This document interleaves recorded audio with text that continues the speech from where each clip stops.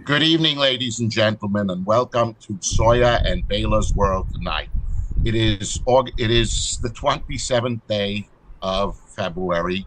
It is also, incidentally, for all of our Jewish listeners, it is the first day of Rosh Chodesh, which is the top of the month, the first day of the month, which begins the joyous month of Adar, which is the month that the Purim miracle happened. Misha Nichnas Adar Marbin B'Simcha.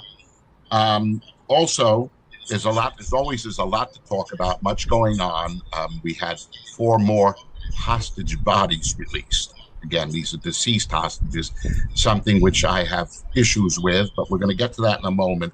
I'd first like to take a moment to introduce our guest tonight. Our guest tonight is Mark Appel. He is the founder and the head of the Bridge National Organization. The Bridge is a multi-ethnic, multicultural, and multi-religious organization, which, as its name obviously implies, clearly bridges the gaps between the various cultures, various ethnicities, various religions, colors, races, etc., to improve relations between all and make life and the quality of life safer and better for all good people, regardless of their backgrounds or affiliations. Welcome, the Honorable Mark Appel. It's an honor to have you here tonight. Mark, there's a lot going on. I'm going to pass the baton to Baila to begin with the news and to begin the questions. I know you have certain subjects you'd like to touch on. I have some issues, and Soya does, and so does Baila. So let's get the show on the road. Baila, please. Thank you. Who did not shed a tear yesterday as Shiri Bibas and her 2 children, Ariel and Kafir, were laid to rest in the same coffin? In our last episode a week ago, Shiri's body had not yet been returned, and in its place was an unidentified Gazan woman, and we spent much time talking about that. Hamas eventually released Shiri's body since then. Our hearts go out to Yardain, the husband of Shiri, and father to Ariel and Kafir.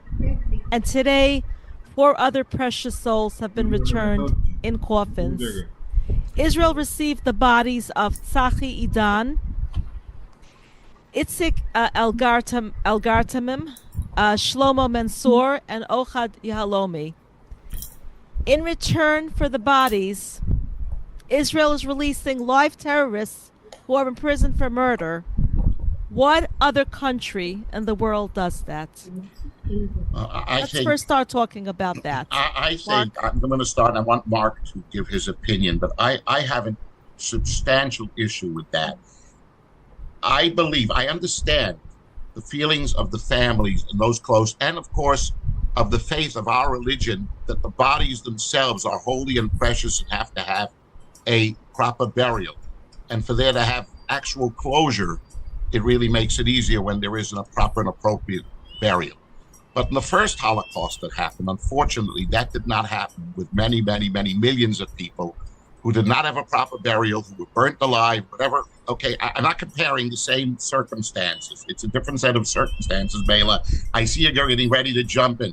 But I do want, Baila, what I wanted to say. He's afraid. I'm afraid, Baila, I'm afraid, yes. But what I do want to say is that I have a substantial issue with the idea of exchanging live savages and monsters for dead hostages, for hostages that are already deceased. I don't get this. What other country in the world, what other country would it be expected of them to give back terrorists, prisoners who were terrorists, for dead bodies? Mark. You know what really pees me off, though? First of all, The prisoner exchange. And I want to say it's not a prisoner exchange. I'll tell you what. Give back all the people from the jail, lop off their heads, lop off their arms, and deliver it back to them and tell them we're giving you a fruit. We're giving you a fruit basket. That's right. Welcome fruit basket. I mean, literally, it's the insanity of the torture. It just doesn't end. And at some point, you got to say, carpet bomb them. Okay. Carpet bomb them all. Ladies, stop. Now I want to bring in Mark. Mark, as you know, you deal on so many levels, national, international, with so many major officials. You've been across the board on all of this. Mark, what do you think of this? How do you view this? Is it right? Is it wrong? Yeah, please. First of all, congratulations. I have two of my great women that I respect the most in the world. And both of you, Baila, and you, of course, Soaya and Bumi, and all of you. It's a great show, and I think it's very informational, very important to have an open discussion. You have to understand that we Jewish people are very, very different from other nations of the world. You can't compare potatoes and tomatoes. You can't compare it. What we do to save a Jew is incredible. Right, for one life, yeah. Above. It's very. I was always criticizing American leaders that stand and protest in Central Park or in Borough Park or wherever they protest and dictate policy to the Israeli government. You know, we can't do that. We can't do that. The fact of the matter is that what happened this week is beyond barbaric. It's one of the most vicious things. There wasn't a dry eye in the Jewish community. That's right. Whether it's in the liberal community, whether it's in the right-wing community or the progressive community. Everybody just seeing the Bibas family, the entire family, wiped out and escorted by with a parade. Oh my God, that's just that's just beyond. That's just beyond. So we can't really jump to the conclusion that Israel did the wrong thing. You know, I'm not saying they did. No, I never said that they did the wrong. I'm not criticizing Israel. God forbid. It's just that it's just so difficult to accept that we're giving back. I'm saying Israel, we're Jews. We're giving back live murderers for dead bodies. This is not the first time. And I understand the importance. Of course, they're being brought to Kever Yisrael. I totally get it. It's just very painful to fathom. Seriously, Mark, I have an issue coming in as well. Where do we draw a line, Mark? Mark, where does the Israeli government draw the line? If they had said right from the onset, whatever exchanges are being made first and foremost for live hostages. No, a few live ones and a few dead ones. Would that have been so wrong and so impossible? Would that have blown the deal apart? Mark, I mean, I understand where you're coming from, but I'm not in the government. Right. This is not the first time that an exchange like this happened.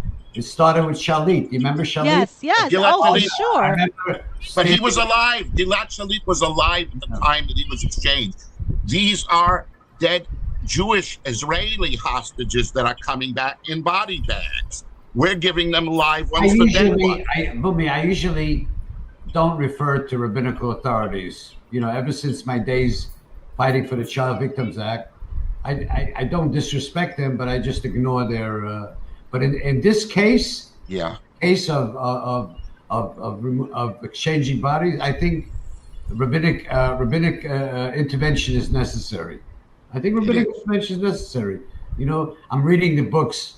I'm a longtime Zionist that believe the American Jews did everything to help get the Jews out of Nazi Germany. I disagree with every single book written, from Perfidy to all the Narishkeit that was written. The Jews in America, New Jersey, New York, went. Hundreds of thousands of people were protesting against FDR. It wasn't only the Frum community. Yes. It was the whole community. Yes. It was Rabbi Stephen Weiss, who everybody criticizes, also made massive demonstrations and went to Rabbi Aaron Kotler to try to get them to protest. So this is a decision that has to have some rabbinical intervention. Not 100% intervention, but they should have some input into it. I know Baila, when she does her events or single events, I know she has guidance from a rabbi in the neighborhood. Make sure that she doesn't cross the lines and become some kind of Epstein saga. Oh my God. Somebody texted me this afternoon. He said he saw my name in that book. Now that you mentioned that, Mark, Yeah. I had, when they talked about Baila and Soaya, please listen to me for a minute. When the entire hostage deal or deals were being made, okay, I had an issue, frankly. Look, I understand the feelings of the families, and I know, and I don't envy Bibi Netanyahu at all, because he is caught between a rock and a hard place. He's got half of Israel screaming, "We've got to bring the hostages home." He's got the other half of Israel saying, "Hey, we should just level all of Gaza and destroy it." Like that's it's two sides. And he's stuck. He's got to do a juggle between that, figure it out. I, though, said at that point in time, Mark, I said, you know something? As far as how many hostages do we have to trade? How many do we get out in exchange for how many of those prisoners, those butchers, those monsters that are sitting in Israeli prisons? We should look to halacha, because there is a certain a formulation, a calculation made in the Talmud that says a life for a life. How many lives? We have a mitzvah, as we call it, of pidyon shvuyim, which means to rescue or redeem captives that are being held. Yes. But at the same time, there is a limit. You have to put a value on how much you're willing to expend in order to redeem how many captives. I think that, like you just said now, is something should have been done with rabbinical intervention. That's the way it should have followed, because then we would have known what the proper formula is. I believe that. There's one more addition to this equation. Please. America has a lot of input into whether. Oh, for sure. Yeah. Donald Trump is a good friend of Israel, a very good friend of Israel. Yes. But I'm sure he's dictating policy that Israel has to, Israel's existence today because of America's support. Even Joe Biden sent a lot of weapons to Israel. We can't deny that, whether we like him or not. He did send a lot of weapons to Israel. Until towards the end, when he slowed down the release of the hard weaponry that would have been necessary to obliterate. You never know what really happened over there, I wasn't concerned so much about Joe Biden. He's been an old friend of Israel. I was concerned about a lot of his staffers, Right. Really right. Was around it. But this was a terrible week. I mean, you can see people in the street in Borough Park literally in tears. Yeah, people can't function. Two little beautiful kids. How can anybody? I mean, these. What happened on October 7th? People were stolen from their beds. People who went to festivals were slaughtered because they were at a festival enjoying themselves. Because they were Jews, Baila. You were about to say it. Baila, you said because they were Jews. Because they were Jewish. They're all because they were Jewish. Because they were Jewish. It's not a battle over what they did. What did little Ariel and Kafir do? What they had to pay the price because for what? For what? Who did they bother? I don't know if any of you, Baila or Bumi, have you been to killing fields in Israel? Have you been to Israel to visit the killing fields? I've been many times. I actually lived there for 3 years, and I'm a licensed attorney in Israel as well. But have you visited after the? No, I have not. Well, I did. I did in March. You were there. Yeah. Tell us about it. Oh, it's crazy. I was there with. I took a bunch of friends of mine that moved to Israel with me. I took cousin A.B. Kiss, Lenny Gutman, who lived in New York, and I took a few people down there. We had a little kumsitz over there.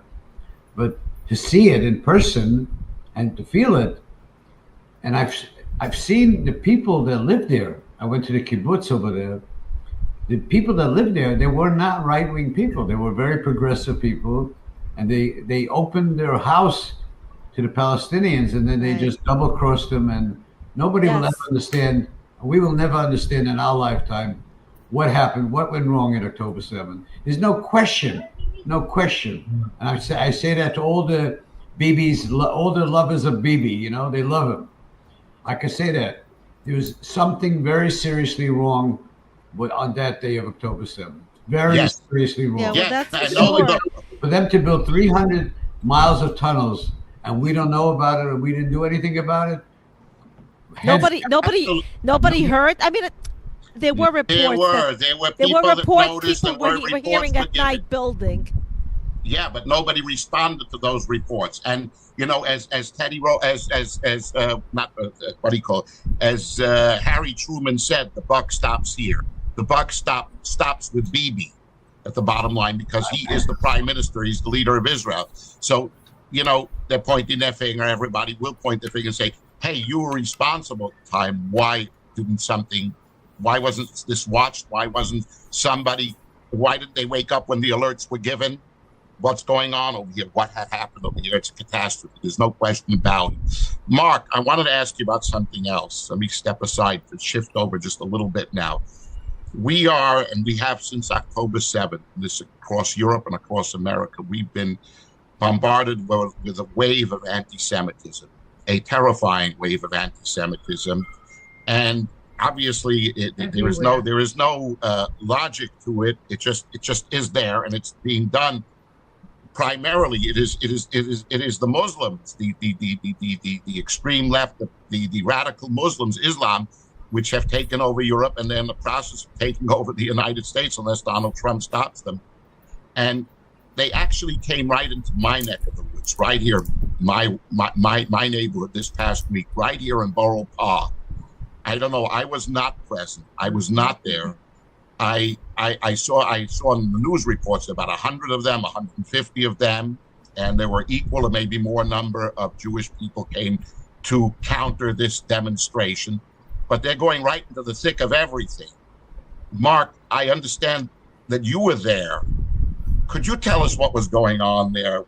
What was? How do we deal with something like this, Mark? Okay, I'll tell you what happened. That was it Wednesday or Thursday night? Was it Wednesday night or Thursday night? I think it was Thursday night, but I don't recall. I can't say for sure. Coming back, I completely forgot about the demonstration. I wasn't going to go. But I was at a meeting. There was a very top-level meeting with all the community leaders at Maimonides Hospital. Right. I left the hospital about 7 o'clock, and I'm driving down 14th Avenue, okay? I have a video. I'm trying to get to see if I can show the video. It would be nice if you could actually put it up in front of your screen. I'll try to catch it up. Try to put it. Anyways, listen. I'm driving down 14th Avenue. Right. The demonstration was on 36th Street and 14th Avenue, right? Mm-hmm. Now, that's what I'm told. Yeah.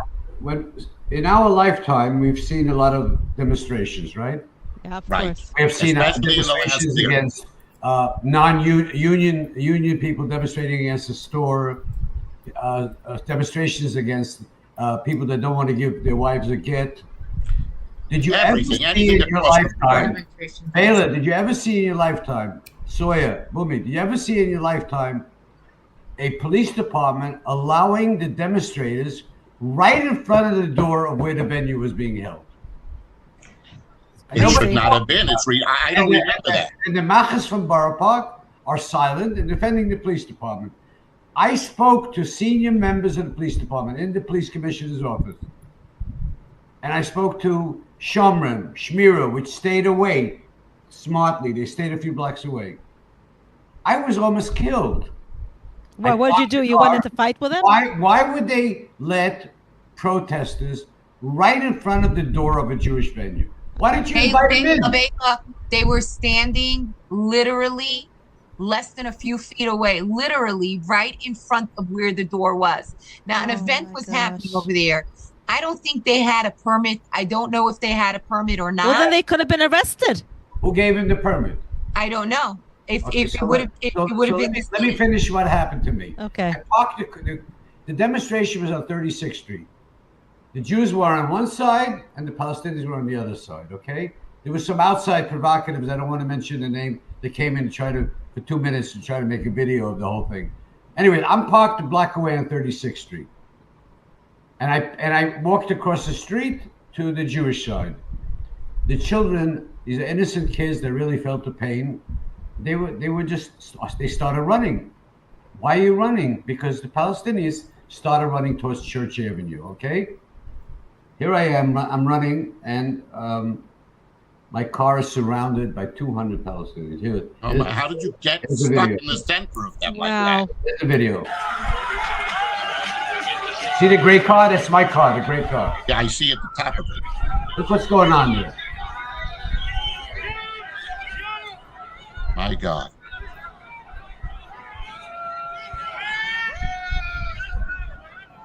Mark, how did you find Thanks to Richie Taylor that was standing there. Mark.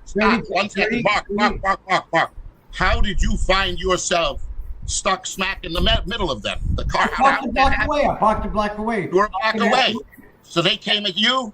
Yeah, Richie Taylor was right behind me. You see him in the picture.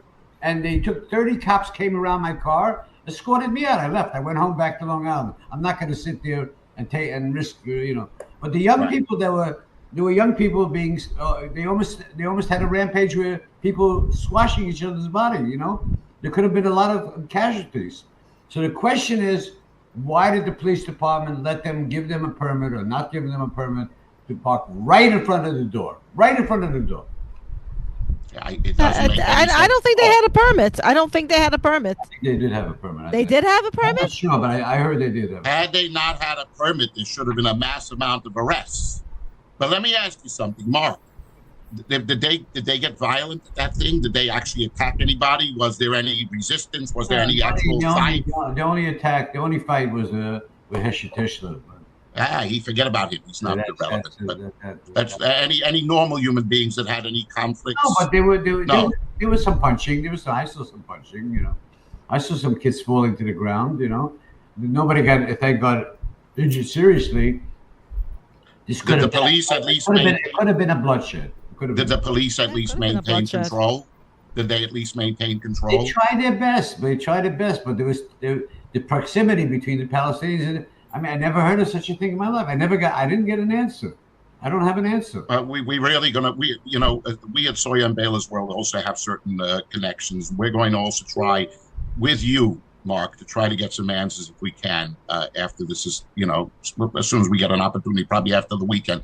But anyway, Mark, when such a protest is happening in one of our communities, when these barbarians decide that they're going to come across and rally against the Jewish people for no good cause at all, obviously, because they don't even know what the hell they're rallying for, pardon me, many of them. How are we supposed to respond? What is the appropriate way to answer it? Do we just are we just total pacifists? Do we just sit back and say nothing, do nothing, don't answer? Or do we get together and make mass counter-acts? What do we do? It's a very good question. The first thing we demand the police department and our politicians out there that make sure that not only do you have police in front of the protesters, but you have it on the two sides so they can't run. Okay? Circle them, surround them, isolate them, put barricades, put metal barricades. Yeah, they put barricades. You know where they put the barricades?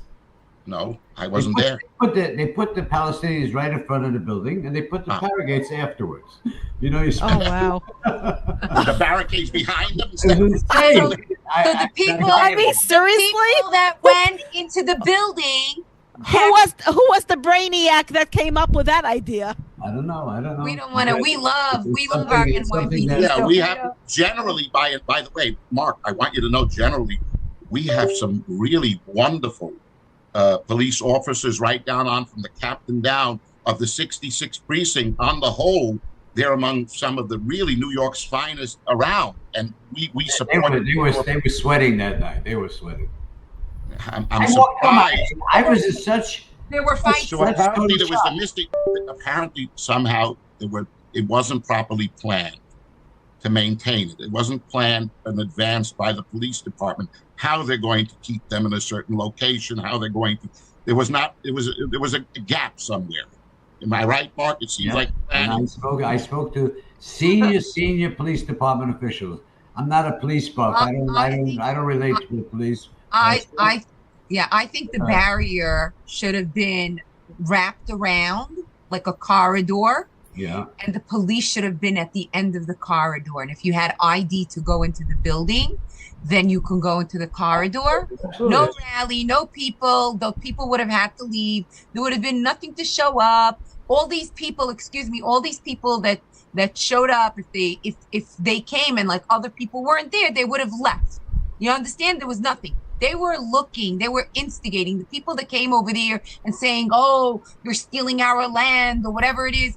You're in New York, okay? Nobody's stealing any land, okay? Nobody's stealing land over there. Nobody's stealing land over here. Land belongs to the Jewish people. The Jewish before they started running up to Church Avenue, the Jews remained behind the barriers and behaved themselves. The young boys, mostly yeshiva boys, they behaved themselves. And maybe one outside ex-politician that came up there trying to make. Because they're not savages or barbarians, Mark. We are trained to be human beings and to respect the rights of others. We are different than them. We are different than them.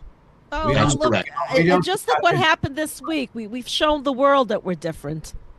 Yeah. So I think what Mark is saying now, first of all, there has to be proper communication with the authorities to ensure that proper logistics and proper planning is made when we are given notice of a rally about to happen.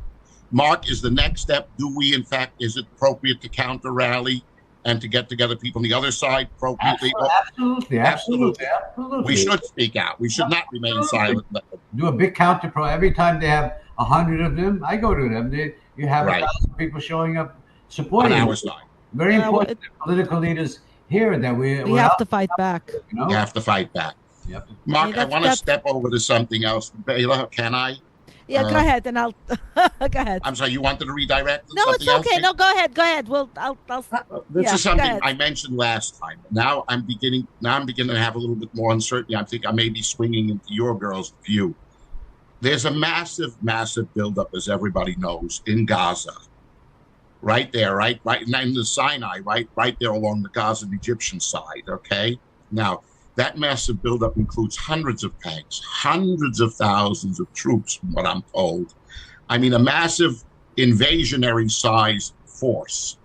Now, I myself have an issue, of course, I'm sure a lot of people agree with me, that back then when the original treaty was made with Egypt, when Jimmy Carter was president, Menachem Begin, I think it was wrong because we gave up too much by giving up the entirety of Sinai, although we were pressed into it. They were hoping for peace, and they did have some degree of peace. But nevertheless, had that not happened like that with the Sinai, what would have been is that we would have had watch on there that never would have been open to digging tunnels after Anwar Sadat had already died because he was murdered later on. And I think it was even succeeds after his successor, who I believe was Hosni Mubarak, I think after he was pushed out. So I think after both of them, that's when really the violations and the breaches on the Egyptian side began. But all of the tunnels were built from Egypt, and that's where everything started. And had that never happened back then, certainly I think that never would have built up to that point. But last week, I asked Baila and Soaya whether they think this is a prelude to an invasion or whether they think this is just waving their, it is just waving themselves, showing themselves and saying, hey, it's a statement being made by the Egyptians saying, don't try to push the Gazans out of Gaza into our land or any place else because we're not going to let anybody get through. From my view, as far as I saw, that was what I thought it was. Baila and Soaya both said no, they think it could be a prelude to invasion. Now when I'm looking at the extent of the buildup, they certainly don't need that kind of an incredible force that's being built up over there in the Sinai along that border just to keep Palestinians, so-called Palestinians, from leaving Gaza and going into Egypt. They can do that with a lot less. Maybe the ladies are right. Are we looking at the possibility of another war with Egypt? Mark, how do you feel? What do you think? I think they're scared because I know the President Trump is sending over those 2,000-pound bombers, right? That really to wipe out half of Iran. I think what you have to watch is Iran. That's the number one. The head of the snake, or the head of the octopus, as Taylor calls it. All over the world. I think that's where the action. If there's going to be any action, it's going to be against Iran. I really believe. I'm not a hawk, but I believe that. So you just see Egypt flexing its muscles. muscles. America's going to look aside as Israel attacks Iran. Okay, so you're saying Egypt is actually just posturing, but it's not really preparing for an invasion. They're in a no-win situation. They can't win. They can't beat Israel. No, they don't want these Palestinians coming into their land. No work and nobody wants them. They don't want them to come in, but they don't want to fight. They don't want trouble. They don't want to fight. They don't want to fight Israel either. They don't have their economy is not at the best of shape. Right. Yeah. So you're still saying the same thing that I said, as opposed to the girls' idea of the possible prelude to invasion. Well, I hope you're right and I'm right. We'll see what happens. Baila, can I pass the baton to you now? You want Yeah, to? yeah. Please. What I wanted to talk a little bit about is now that the phase one of the hostage deal is complete, Israeli negotiators are set to travel to Egypt in the coming days to discuss a possible phase two. So, as we're speaking, 59 Israeli hostages are still held by Hamas, at least 28 of whom have been confirmed dead. There are now three possible scenarios as how to the next phase will play out. One scenario is an agreement could be reached on phase two, and this would likely see all remaining hostages, alive and dead, released. Hamas and Islamic Jihad leaders could be exiled from Gaza. Gaza would remain demilitarized. The IDF would pull out, but likely stay in a few strategic areas along the borders. Well, they said they will not pull out of the Philadelphia corridor. That's true. It's true. No, Hamas is unlikely to agree to giving up ruling the Strip or exiling its leadership. I mean, they've had it so good for so long. Why would they give it up? At the same time, the governing coalition in Israel would not likely survive an agreement that leaves Hamas in place. Yeah. Okay, well, that's one scenario. You said there's another scenario. Right, and there's other scenarios. Let's hear the other scenario. Yeah, please. Right, and the other option, too, is extend phase one of the deal. Under this scenario, there would be additional stages where hostages are freed and the ceasefire continues in exchange for very large numbers of Palestinian prisoners. In this option, the IDF would not pull out entirely, and there would not be a declaration of a complete end to the war. In other words, this would retain the current status quo in terms of everything going on except for continued hostage exchange. And hostage exchange means live and dead, or are we talking now just live? Do they even talk about that? It's like Israel will take what it can get. The thing is that Hamas is right now reluctant to release many more hostages. I mean, that's their bargaining chip, right? Why would they want to? Why would they? You're right. They still want leverage, right? They release all the hostages, then they lose all leverage. Well, right, absolutely. Once the hostages, so in other words, if the hostages are released, Soaya. Hold on, but that means that they're going to always want to have some sort of a hostage. How do we know they're not going to do it? That's exactly what Baila is saying. That is their leverage. Mark, am I right? If the hostages would be released, all of them, if we finally got all the hostages out, with Trump in office, Israel would then have a carte blanche to go ahead and level what's left of Gaza and finish the job. Am I right? Does that make sense, Mark? Yeah. Yeah. The question is this: so many things happening. First of all, it looks what appears in the media that there may be a deal with Russia and Ukraine. Okay, there may be a deal. If that deal is consummated and completed, right, and the war ends over there, then the focus is going to be shifting to the Middle East. So that's what I'm watching very closely. Yeah, I mean, look, if President Trump succeeds in getting concessions from Zelensky and trying to get some concessions from Putin. Then Middle East would be the next situation, which would be a big focus about the American government. Yeah, but would he then continue and double down on his current position, or would he change his stance in any way? I like to believe that he would double down on it and say, hey, get out of Gaza, everybody out. Let's destroy what remains of Gaza and the tunnels and everything else. Well, and then slowly, by the way, if option 1 and 2 doesn't work, then option 3 would be a renewed war.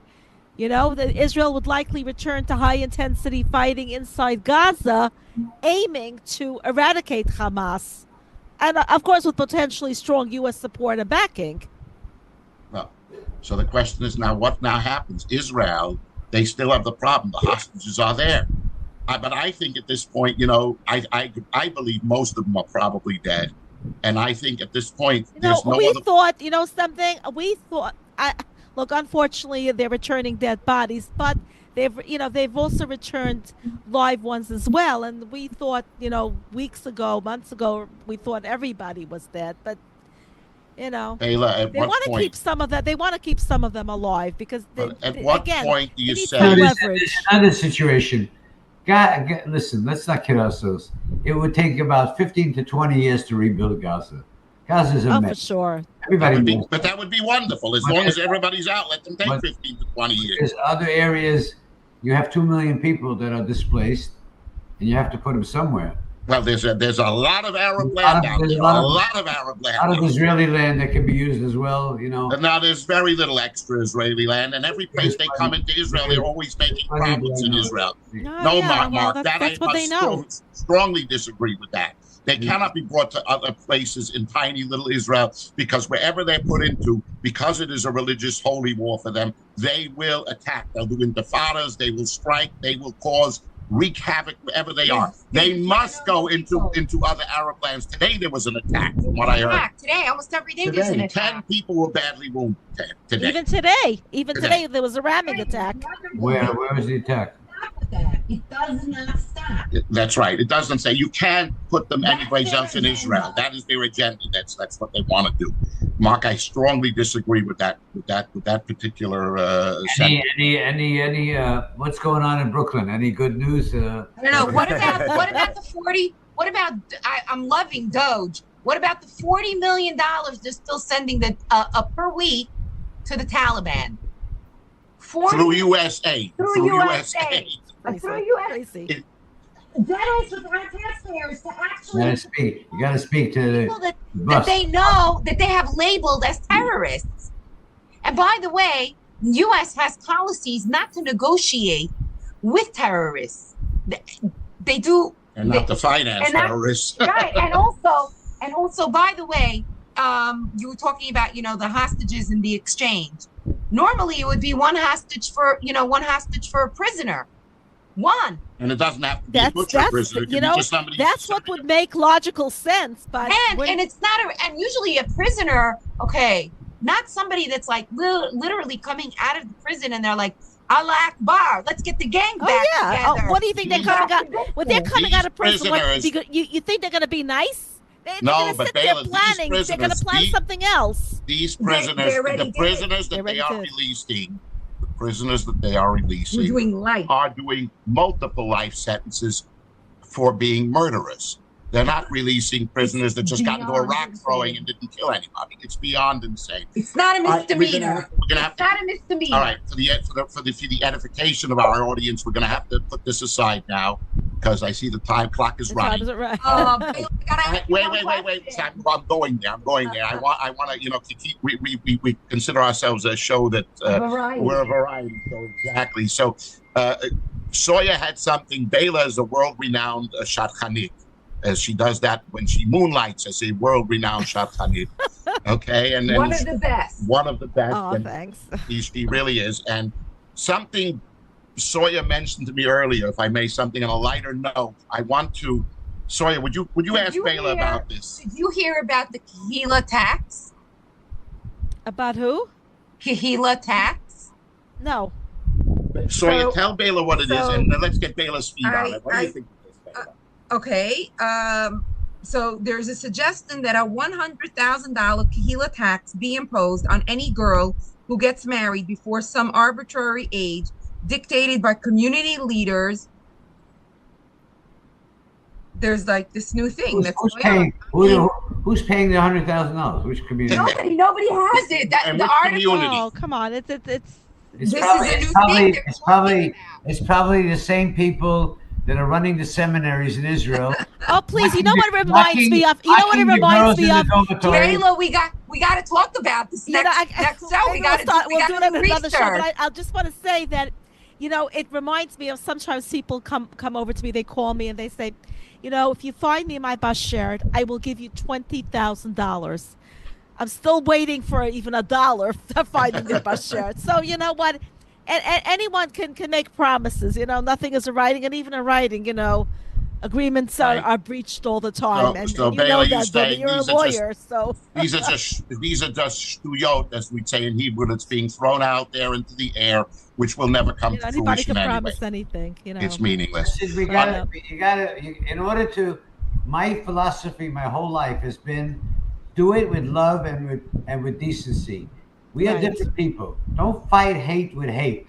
Hate can never 100%, extinguish hate. 100%. That's Give true. you an You know example. what? You don't Tomorrow fight morning, fire with fire because then you have an inferno. tomorrow morning at the bridge, my organization on Flatbush Avenue, 1894 Flatbush Avenue, at 9:30, I'm hosting an event with the Jewish Community Relations Council, with Councilwoman Farrell Lewis, who's the Councilwoman of Flatbush, as well as the Simon Wiesenthal Center. I'm hosting the Black History Month, and we're hosting a young man who was incarcerated for 8 years in jail, converted to Judaism, Wow. studied in Mir Yeshiva and Esha Torah in Israel, and is the future leader of the country of Belize. He's my Oh, guest. wow. We'd love to have him on the show. Wow. Yeah, Mark, maybe you'll get him bring him on. He's a very Very shy. shy guy. You know, Maybe you can get him time with you. You're right. On that note, ladies and Well, gentlemen, we're very non-threatening, you know. When you look at the YouTube of his old rapper days, he doesn't look shy to me. You know. All right.